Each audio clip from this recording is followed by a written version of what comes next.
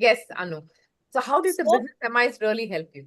Both the systems. first, I would actually give and talk about like how our business was before we started with the business MIS.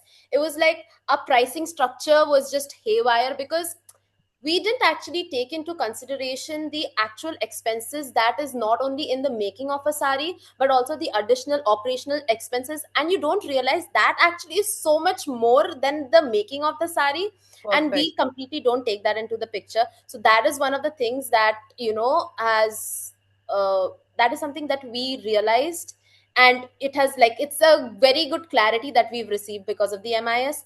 And now because of the MIS, I also know which part of my business needs more time and Attention. investment, then like something that आपको उतना time नहीं देना होगा, but that is going to give you like more Yeah. revenue out of it. It's like an 80-20, like I just spoke before. So Correct. you just have to give like 20% of your energy there, but it is going to bring you out like 80%. So that is something that has helped us to you know get all the information together and know that ki ha, you can get all of this done, and which part is not working when you don't put enough funds there.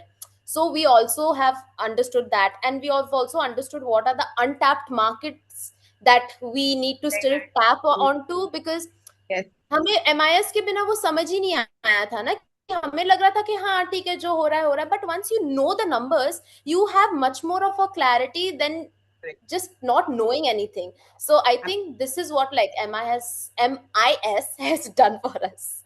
So we're This really measuring grateful. the business matrix, yeah. Measuring the business matrix. Yeah, That's the most important thing. Yeah. Yeah. Wonderful. Thank you so much, Anu. Yeah. Thanks. welcome.